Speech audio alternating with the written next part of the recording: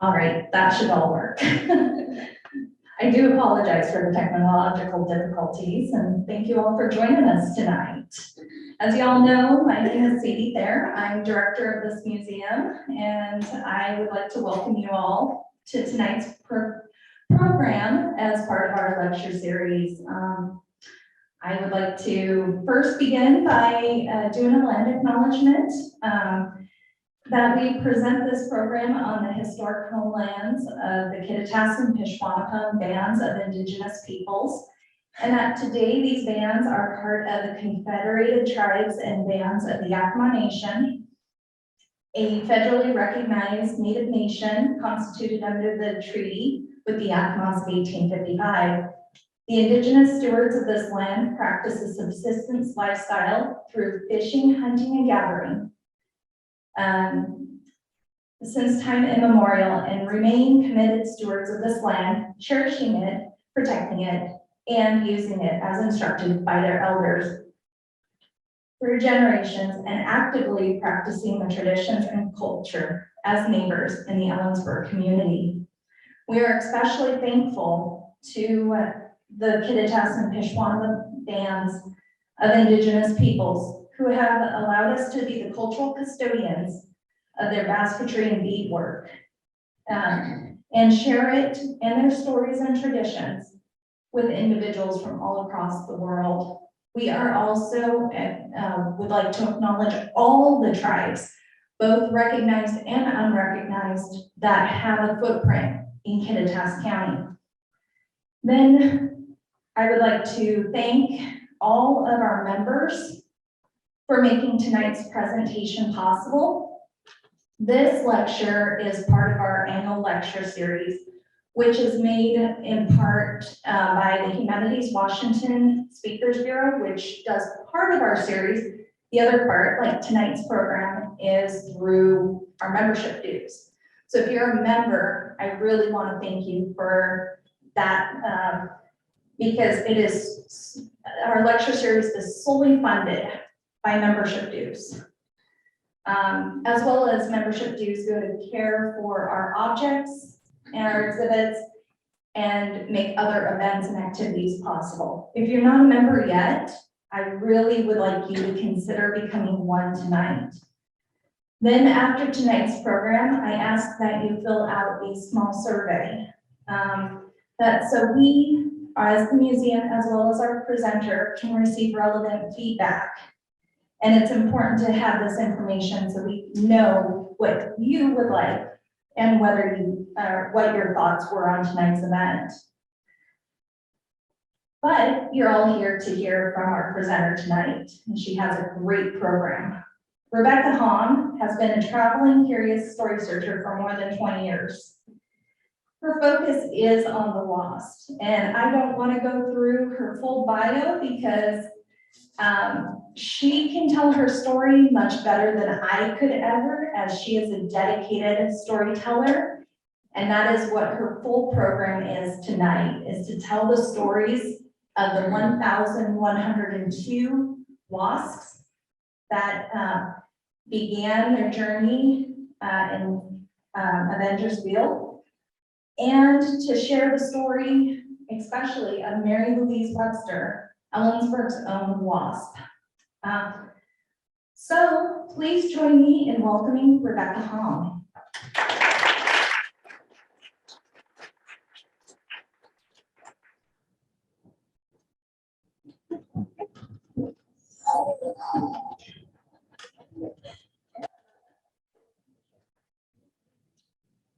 Well, hello. We could have just a little more light. I thought that was the power that just went out. Thank you. We'll see how the magnification, the amplification works here tonight for me. I tend to move around, and so if you ever can't hear me, well, just kind of give me a high sign, let me know it's not coming through, okay? Thank you. We're all here. Amazing. Amazing that we can all come back together again. and have these kinds of programs. So thank you very much for coming out tonight. Thank you for inviting me to Ellensburg. And thank you for being interested in the stories of the WASP. I am not a pilot. Matter of fact, the very first airplane ride I ever went on was with my 6th grade teacher, and I got airsick and damaged the back of his suit coat because I was sitting behind him. He did not let me forget that for the rest of the year at school. So I never thought that I would have any interest in aviation. I'm not a pilot. But what started me in my curiosity about the WASP was a young book, a young adult book, maybe even a children's book. The Ellensburg Library actually has this on their shelf. I went and looked today. Yankee Doodle Gals. I was walking the racks in the library over in a little local library that I belong to, and this was just sitting up there on the shelf like that. And I said, what? I've never heard anything about this. I grabbed the book and I started looking through it. One of the things I really appreciated was there were lots of photos and very little text. So it was a very quick read and a great overview of the WASP, and it got my curiosity going. And do you know how that is when you find something that you're curious about, and then you just start digging, and then you dig just a little bit deeper and a little deeper. And then the whole rabbit hole colony spreads out in front of you, and there is no end to the maze that you find. I felt that it was really important. I'm giving you background right now of me, okay? I felt that it was really important to actually be on the ground where the WASP were trained. So I made a trip down to Sweetwater, Texas, Sweetwater, as they say, to see Avenger Field. It's kind of in West Texas. And what amazed me, it is a desolate place. The WASP all wrote about the sand in their eyes and the stars in their heads, you know. They were blown around there in the sagebrush and dust and the cold snow in the wintertime and whatnot. But the town knew very little about the WASP history. And that really surprised me. Here they had this wonderful program, this quote experiment that had happened that was a phenomenally unusual thing to be undertaken by the US military. And yet the city of Sweetwater actually promotes their rattlesnake festival a lot more. Some of the WASP said, yeah, you know, the rattlesnakes, yeah, because when you go out to your plane, that's what you look for before you climb in. Because they had found rattlesnakes in the seat of the plane before they would get into it. So I felt like I needed to be on that ground just to get a sense of what did they see? What did they feel? What was their life like there? And then also I want to tell you about the Texas Women's University in Denton, Texas. And they hold the archives for all of the WASP history. And so if you are interested and want to dig further in that, you can go to TWU, the Texas Women's University, and start accessing those archives. And you can see photos and old histories and letters home and all sorts of things. So that's a lot where I do my research. I've been there a number of times and have spent probably 3 weeks worth of time in the archives, just digging and asking for things. So they're helpful. They give you information that you like. So tonight, I'm going to do something new. Usually I do an overview of just WASP history. There are 1,102 women in the WASP that didn't get recognized. 1,102 women that we've barely heard anything about until recently. Over the last decade or so, there's been more and more acknowledgement.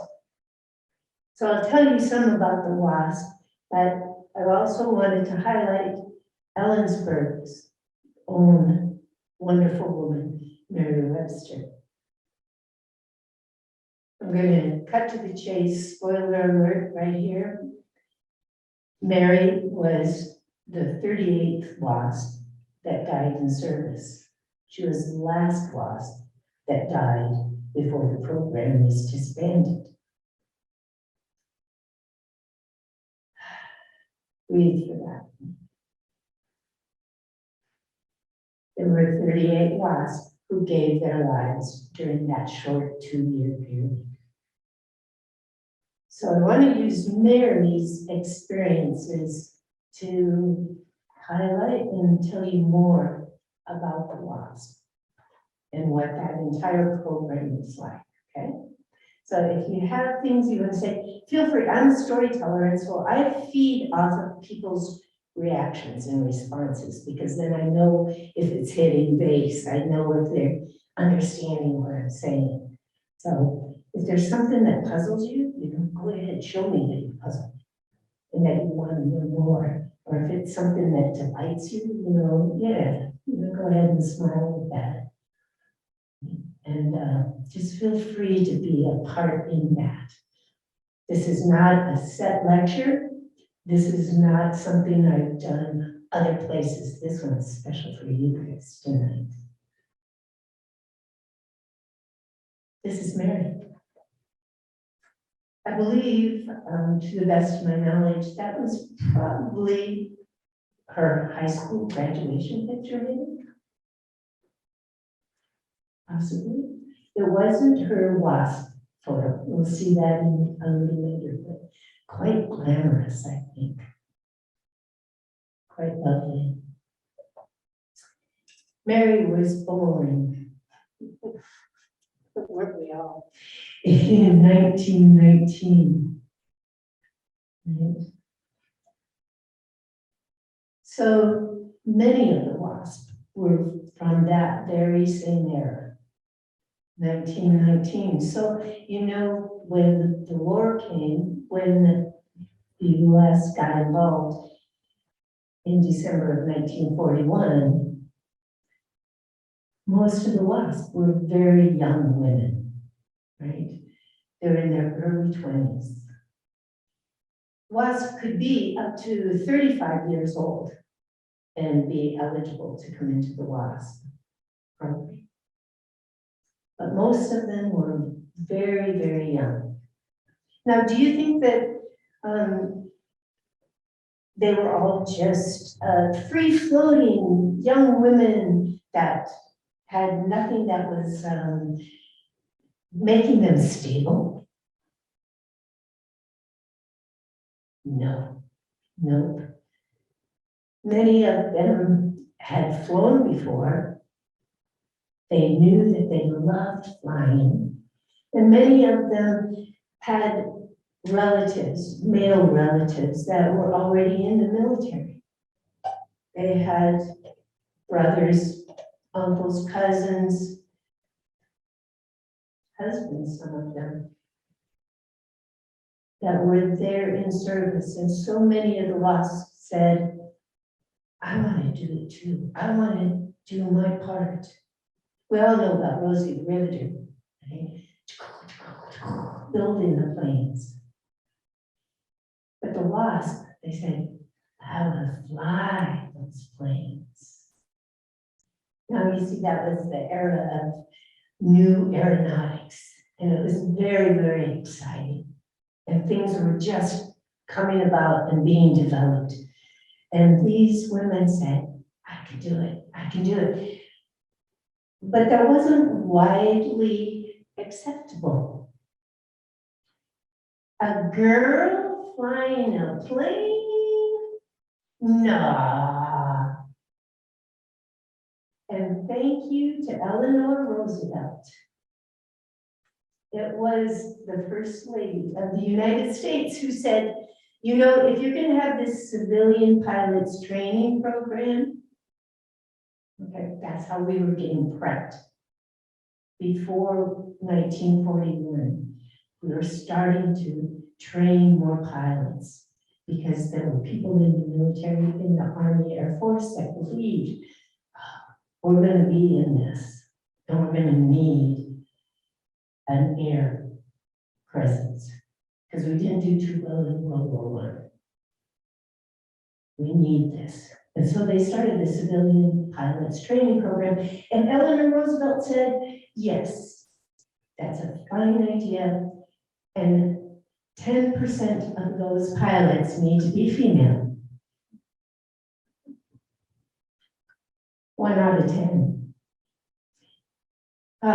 So it was that Mary decided she would join the WASP. This is a cartoon that is out of her class yearbook when she graduated. Induction, if you can read that, right? March 18, right? They're coming in.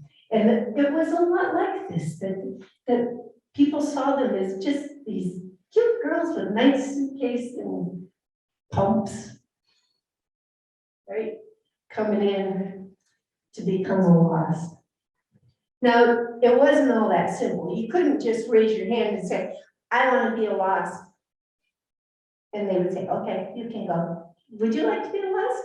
Yeah, okay, you know, it wasn't that easy. You had to have a pilot's license.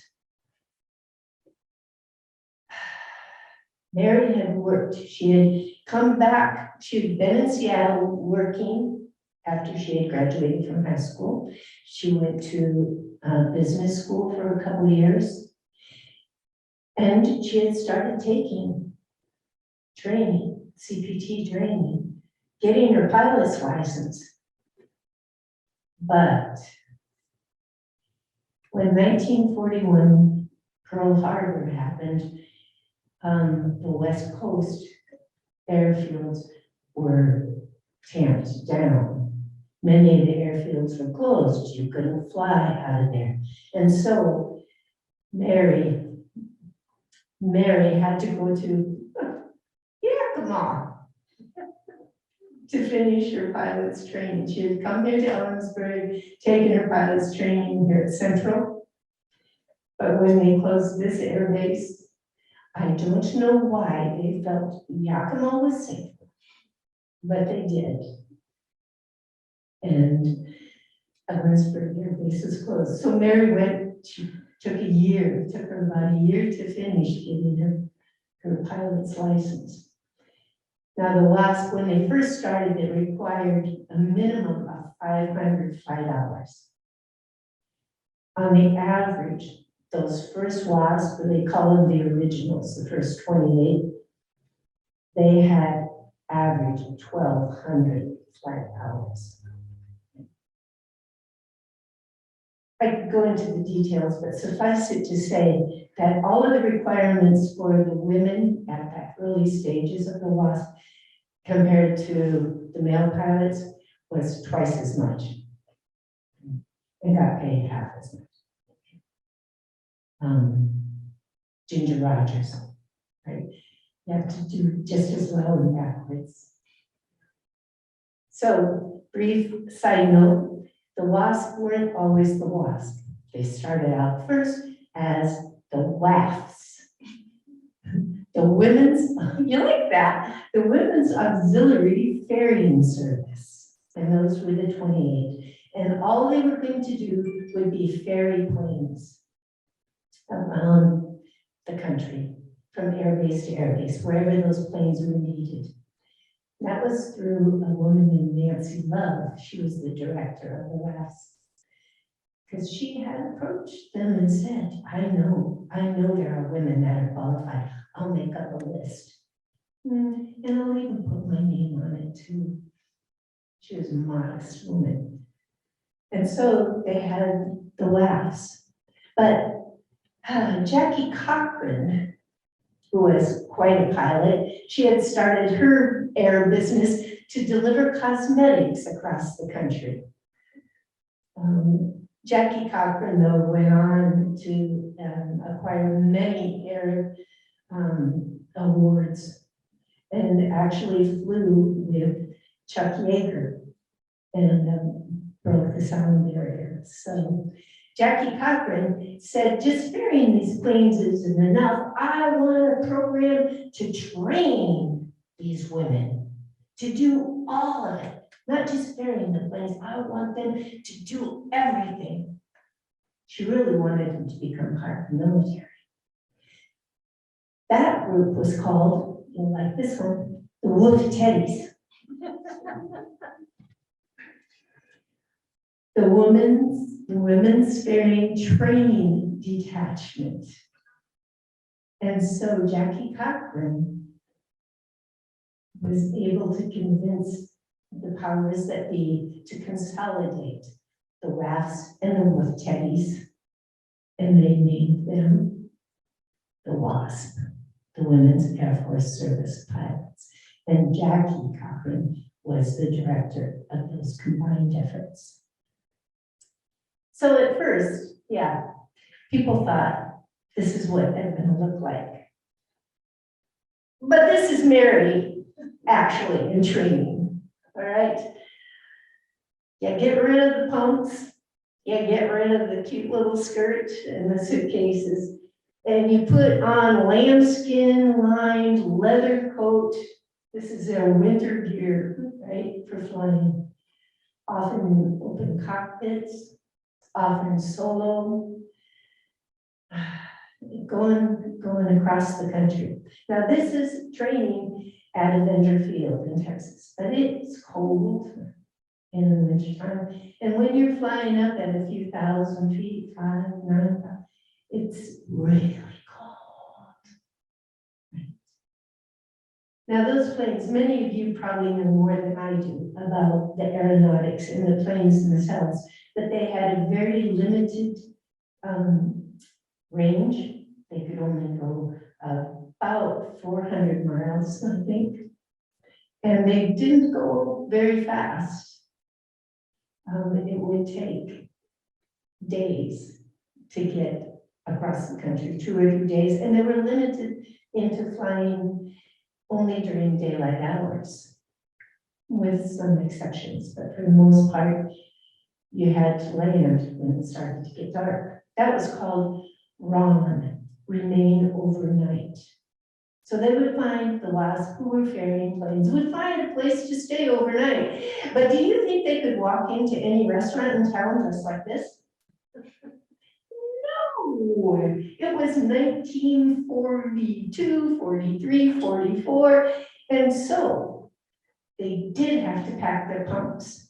They did have to pack their skirts to be allowed to come in to a restaurant to eat in the city they were in. Sometimes if they went to a base, there just were no accommodations for women on the base. And so they would maybe get boarded in the cafeteria. They would get boarded maybe in a nurse's quarters if there was some medical quarters there. Catch as you can to find some place that they could stay overnight, remain overnight. There are some really interesting stories about women being turned away from hotels. I'm staying here at the lovely downtown hotel here, and I don't know that this is true for this hotel, but There are stories of women coming into communities, coming to a hotel solo by themselves and not being allowed to stay in that hotel because they might not be women of high integrity.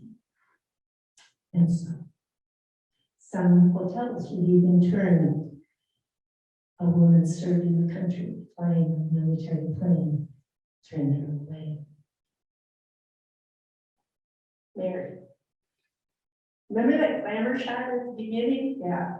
And do you think maybe with that is you go, what have I done? Really, this isn't what I thought this was going to be. But she had a great time.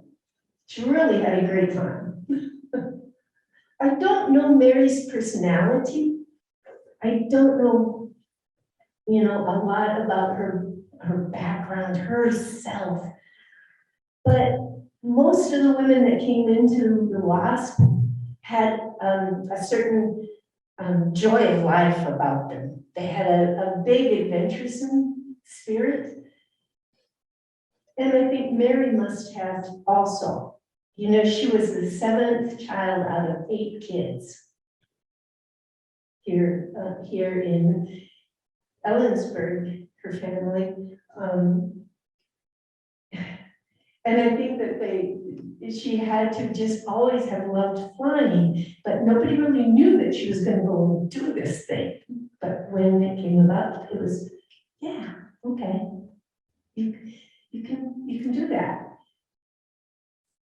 So this is a photo that came from the Avenger newsletter. The WASP put out a newsletter all the time, every month. And yeah, WASP, Mary didn't intend to join the paratroopers, but she is taking this photo here to show how to use a parachute, how to control the straps, the chute line. They had to fly with a parachute all the time. And often they had to sit on their parachute because they were a little bit more petite. And so they had to block themselves up to be able to reach the controls, the pedals and whatnot. There's some stories of one of the WASPs actually would put wooden blocks onto the control pedals so that she could reach them. She would wire them up. It was dangerous. Obviously, women died in service to this. It was a dangerous thing to fly these planes. They were sometimes experimental planes. Many of them were fresh off the factory lines. And the WASP actually were test pilots. Nobody else had ever flown that plane. It came off the line and they said, okay, jump in, fly it. We need it in Seattle. We need it down in California. We need it in Indiana, Oklahoma, Florida, all over the country. And not only was it a brand new plane, possibly, also the WASP were used for red carded planes. Planes that were going to be demolished. It was, we need you to take this one down to the base there in Texas because they're going to destroy it. So good luck. They would fly them down across for that.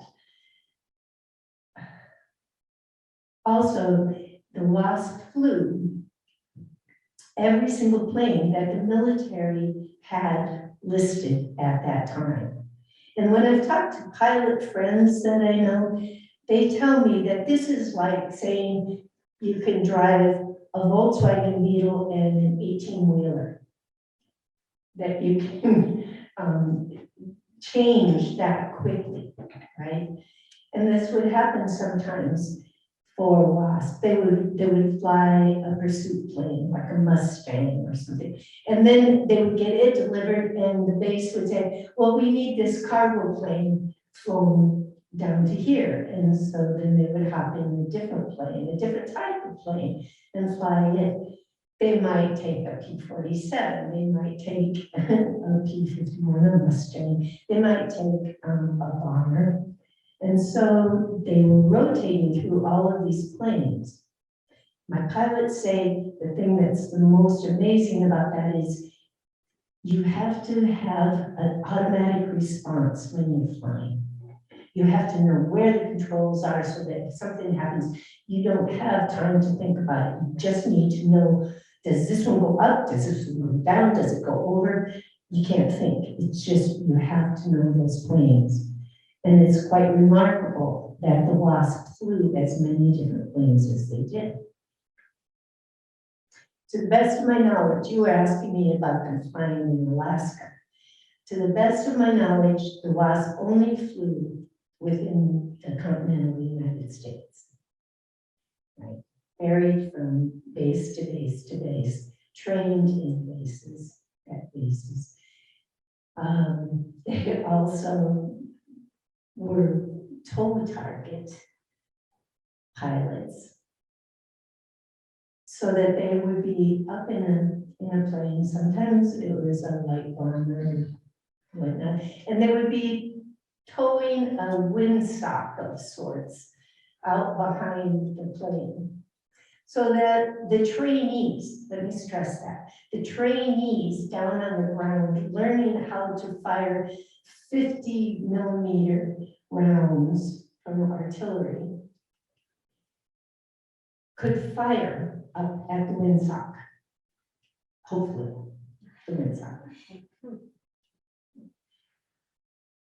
They would pattern back and forth across to give those trainees on the ground the opportunity to sight in, fire, become more and more accurate in their firing. And then when they landed, they would look at the windsock, examine the windsock to see how many hits there actually were. They would also look at the plane and see how many hits there had been on the plane. And there were some. So they did so many different kinds of jobs for the military and flew all of the planes for the military. They were not considered military. The WASP were civil service. They volunteered, to do this thing. So if you want to look at it, one of the advantages of being a civil servant, if at any point they said, I'm done, I have other obligations, I need to go home to my family, I'm scared, I don't like what I'm doing, whatever, right? They could resign. They were civil servants and they could go home. One of the downsides of being a civil servant was they were held to the same standards as all of the military pilots and second lieutenants, but were not paid equitably. Were paid much less than that. And didn't have that same regard and respect because many of the bases did not, many of the commanders at bases did not appreciate having women pilots coming onto their base. They didn't want a WASP on their base. And so it became more difficult. And like you said, there were incidents of sabotage. There were not heavily recorded because oftentimes those things don't get marked so deeply. But sugar in the fuel tanks, maintenance that wasn't quite done to specifications, things that were passed over. One of the WASP who died in service died because the latch, which had been recorded, the latch on the canopy stuck and she couldn't get out and burned. So it was a very difficult balance to be proud of being WASP and yet to also not be totally regarded for what you're doing. Matter of fact, there's a quote in the book. I recommend this book, by the way. They have it here in the bookshop, To Live and Die a WASP by William Miller. He talks about the 38 in here and talks about Mary Webster. One of the quotes he has in here that a male pilot said that went through CPT with Mary said, yeah, I liked Mary. She was a good pilot and all, but you know, a lot of us teased her and just said she should be home having babies. You know, and so women had to really walk that line as a WASP and doing what they loved and providing what they wanted to, and yet feeling not regarded. This is her graduation picture, right? Mary entered the WASP in March of 1944. She was inducted. There were, in total, there were 25,000 women who actually applied to become WASP.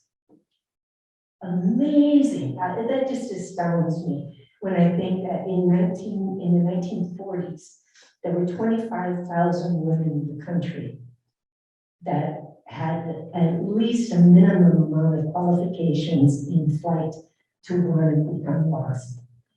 Okay. So 25,000, only 1,102 actually made it the whole way through to become WASP. In Mary's class, there were 114 women who came into training, right? The class was 114. Mary was one of 49 out of that class that actually graduated. 114 came in, only 49 actually made it the whole way through the training. It wasn't easy. It was really tough training, really tough. These are some of Mary's friends from her yearbook. The woman in the lower right corner, you'll hear more about her. But she played a significant role in Mary's story. So, they called it washout when you didn't make it through. You know, that was, what, 80, 70? Somebody do the math, 49, 114 minus 49, 50, about 50 something. They washed out, they didn't make it through the training. They said the hardest thing was Morse code. The WASP had to learn Morse code. Navigation, flying, instrument flying, weather, physics, mechanics. I mean, they had to know their planes mechanically also, because if something went wrong, they had to know how to take care of that plane and what to do about it. So after Mary graduated in October, she was sent down to Frederick, Oklahoma to train on the Liberator. Is that a B-24, the Liberator? And so she went to the base there to learn how to fly bombers, get special training. And these were some of the other women that also were at the Frederick, Oklahoma base with her. Mary's the second one from the left. Wanda was also a friend of hers. That was the person I was referring to. So you formed a lot of close relationships, these ladies did with each other. Kind of like sisters. You love them and hate them and you need them, right? All at once, all wrapped up into one thing, I think. And there's not much you can hide when you're living in that closer quarters, when you're that dependent on each other. You can't hide a whole lot about yourself or anything. You just have to be totally open and out there and ready to go. So. Glamorous training, right? And their suits. Early on in the training, they didn't have any uniforms or anything, and they were issued men's work suits, either size large or extra large. And they had to just cinch them up, roll them up, do anything they could to try and fit. But this is classroom, getting assignments, getting ready to do their work. They carried little notes on their knees, so when they were flying, they could make a note right there. They also had kind of a board sometimes that they would put there. You know, there wasn't any GPS, right? You realize this. They flew like by rail. They would watch railroad maybe to know where they were going. They'd go by water towers, any kind of landmarks they could find that would keep them on track. So Mary was down at Frederick, and this is happy landings. That was always the greeting. That was always the sign off, the greeting, instead of goodbye. You don't say goodbye, you know, happy landings. Well, it was 11 days. Let me back up. It was in December. It was December 9th. And Mary was in a flight with a male pilot, a young male pilot, and I just turned 21. And they were flying from Oklahoma, from the Frederick base, eventually to get to Chicago for some advanced training. The WASP were going to be disbanded on December 20th. And this was December 9th. There were 11 days left. No, 11 days. Now see, Mary had graduated in October, right? Middle of October. October 14th, actually. And the thing was that on October 3rd, General Hap Arnold had sent out a letter to all of the WASP, thanking them so much for their service and letting them know that they were going to be sent home, that the program was ending, but they would end it on December 20th so that all of the WASP would have the opportunity to get home in time for Christmas on their own time. So Mary knew when she graduated, she already knew that the program was ending. All of the WASPs knew that it was ending. Mary wasn't in the last class. She was in class number 8 of that year. And it was number 10, class number 10. So there were 2 more classes that graduated between October and December. Class 10 graduated on December 7th, ironic, 1944. And so they knew they only had a couple of weeks before disbandment, but they went through. They called them the Lost Last Class. And there's a WASP song. We are the WASP Lost Last Class from Avenger Field. We're the lost last class from Avenger Field. We're the lost last class from Avenger Field. And we won't be around here much longer.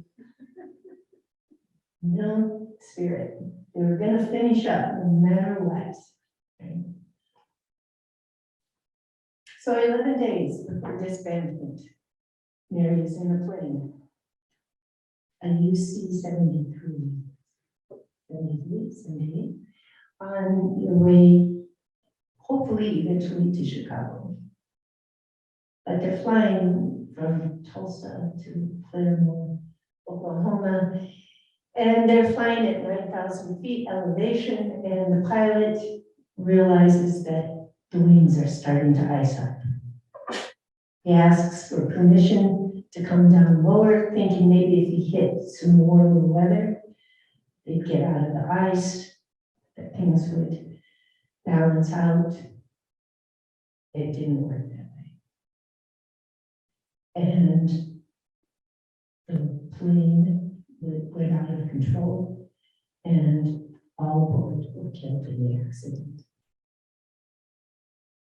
Mary was the 38th WASP that died in service. She was the last WASP that died in service. 11 days before the disbandment, 11 days before the WASP were closed down and sent home, and we're told it had been an experiment. And the files were sealed. So maybe that's why we hadn't heard so much about the WASP. Maybe that's why over those decades that not as much was known. The files were sealed because the whole project had just been considered an experiment to see if women could do this or not. At the last graduation for 44W10, Pat Arnold said, "You have flown wingtip to wingtip with your brothers, and you have shown that women can do this, and we thank you for your service. Happy landings always." And sent them home. The WASP went home. The WASP who did go home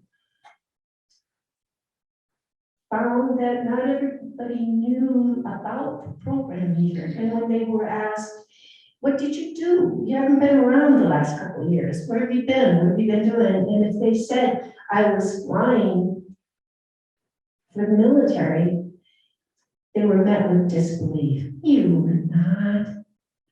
No, you didn't." And so in time, they just kind of said, "I was working for the government," and didn't say much else about it. But they held strong. They held on to each other. This is the plane, or one of the type of plane that they was flying. They held on to each other. The WASP did. They didn't forget each other, and they kept meeting over time. And they formed an organization, and they kept in touch with each other just to find out how's life going. They had been so close, they had depended on each other so deeply. How's your life going? And they kept in touch. They kept finding out what was going on. Okay, so they were civil servants. There was no GI Bill for WASP. To the best of my knowledge and what has been printed that I have read, there was no flight draped coffin for deceased WASP being returned home. Wilda, the woman I pointed out there that was a friend of Mary's, she accompanied Mary back home here for her burial at the cemetery here in Ellensburg. But those WASP that were still there, they kept in touch. And then in the 1970s, when the Air Force came out and said, "Hey, we're having the first women cadets come into the Air Force Academy," the WASP said, "Oh no, they aren't the first. We flew too." And they kept talking about it. A little bit louder and a little bit louder and a little bit louder until they could get some attention and get some recognition. And in 1977, President Carter Is that right? Yeah. Signed a bill to give them full military benefits. Yeah, a few decades kind of already gone by, and most of them had already kind of gone past some of the things that they would have done with the military benefits, but still good, thankful, grateful. But still, there's more to the story. There's more to be told, they said. There's more. And so, in 2009, a bill was passed in Congress to award the WASP with the Congressional Gold Medal for service. And there was a ceremony in 2010 to award all of the WASP, both living and deceased, that honor of a congressional medal. They stayed in touch. They took care of each other. And they were the fifth Vanillas. This is their emblem. They wore this on their leather jackets. This was designed by Roald Dahl, you know, okay, and through the Disney studios. And the WASP continued on. There are few left now.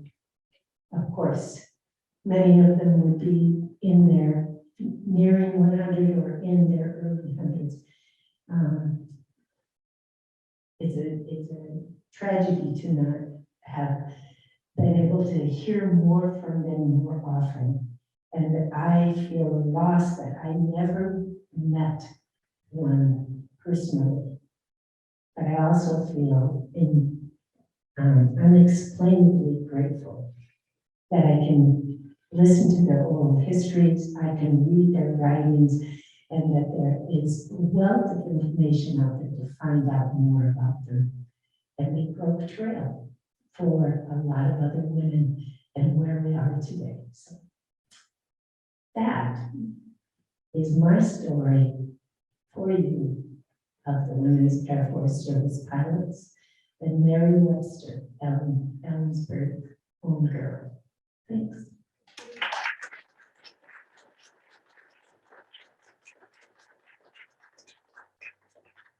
Do you guys have any questions? We've got a couple minutes if you have anything you want to ask me. Oh, yes. You know what kind of things that the women started flying, you know, to get. Even before they became WASP. Yeah, many of the women were, especially in the WASP, those first that we were talking about, were barnstormers, you know, wing walkers, you know, in biplanes and stuff. One of those women, Teresa James is her name. She's phenomenal. She's got a great story. She actually had a government contract for delivering mail. And so there was, of course, there was that aviation history that was going on before this started. And of course, there was Amelia Earhart's and many others, you know. I'm so sorry, her name just went out of my mind. Bessie Coleman was an amazing African-American woman in the United States who actually went to France to get her pilot's license because she couldn't acquire it here. And so there was a whole era, and we can go into a whole thing about the 1920s and why, but that roaring 20s, and they, you know, there was this urge to be active, be adventurous, and then it was acceptable in the 20s for women to do that. And then that kind of sunk back after in the 30s and stuff. But many of these young girls were growing up in the 20s and seeing you could do this thing. And so just give them 20 years, and that's what they did. So that's something for us to think about these days, you know, like where you're at when you're 5 to 10 to 15, and then what's going on in the world at that point, and then what that means when you come into your 20s and 30s, and it really influences. So yes, they were doing a lot of flying before I had. Experience, it was probably one of the wildest experiences I've ever had. I was in my young 20s, my friend and I were driving up the coast of Washington somewhere. We saw 5 plane rides for $20. So we walk out and this guy's barn. It's the wildest thing. Excellent. Yeah, we, sat back, runway was fast and then we went up. And we were like going, 80 miles an hour. And then we went over the water, snapping pictures and everything. I still can't believe I even went up in it. Seriously. Excellent. And did you enjoy it? Oh, I totally did. And did it make you want to fly? Like be a pilot fly? I love being up there.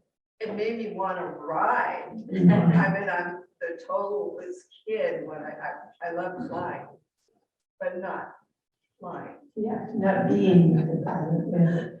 Yeah. Yes, when you said ride for $20 or something, some of the things I read, one of the WASP said that they would charge a penny a pound for taking someone out for a ride. Right? I didn't mention too that these women were actually instructors and were flight instructors before they even came into the WASP. Many of them were already teaching pilots and were known, not to broad brush with gender, but that there was a patience and a clarity on instruction. And kind of being a teacher was an acceptable role for a woman to be in, to teach. And so many of them were flight instructors. I think that's really interesting. Anything else? Yes, ma'am. Would you be willing to share with us one of your favorite stories of one of the WASP? Yeah. It's just a sketchy part of it, okay? Not a lot of it. I mentioned Teresa James, right? Okay. So Teresa, she was one of the WAFs, and she was kind of a hot shot, and she was kind of smart, and they always said, and she was real good looking, but not in a glamorous way. She just had a vibrancy about her. And they would say how she always had the tube of lipstick in her pocket. No matter what, she'd always carry her lipstick because when she'd land, she wanted to make sure she looked good when she got on the ground, right? So there was a day, they were based out in Delaware. And there was a day that Teresa was assigned a plane and to take it into Indiana. So it was supposed to be just a real fast trip. Just take this over, come back, right? I think it was a P-51, a Mustang, and fast. And so, okay, it was just, she'd be back that afternoon. Well, she got there and they said, no. What just dropped with something with my foot. They said, no, you can't go back to Delaware tonight. We need this out in California. So she overnighted, and then she took a plane to California. And then they said, oh, all right, okay, well, we need this one in Oklahoma. And so then she went to Oklahoma. And then they needed one up in Seattle. And then we needed one down in Florida. Teresa was gone for 15 days on an afternoon flight. So she really hadn't packed anything except tube of lipstick. And she said that she looked, her knees looked like she had grapefruits, under her pants, because the knees were so worn out, pushed out from all of this sitting, and it had been days and days and days. She had met up with one of the other WASP, and they had given her a clean shirt, somewhere along all of this line. She was rinsing stuff out and putting it under her mattress on the cot at night to smooth it out and try and freshen up as best she could. But yeah, the 15-day afternoon, I think, is one of my favorite stories. And just that tenacity, you know, just keep doing it, you know, and that you were assigned. No, take it here, take it there. Jump. So not only is it the distances and the planes, but also think about, you know, how it is when we're flying and we go through so many different air spaces, right? She's going over mountains, she's going through southern hot country, she's coming up into the northwest, she's just crossing all of these different weather patterns and going through all of these different changes over mountains, you know, across all this different kind of country. So I think that's just a huge component of that. It's not just the nuisance of it. There's just these huge demands to be alert, right? So yeah, I think Teresa James is radical, like her a lot. Anybody else? Anything else? Thank you for your kindness and being here tonight. I hope you will try and find out more about the WASP. Thank you.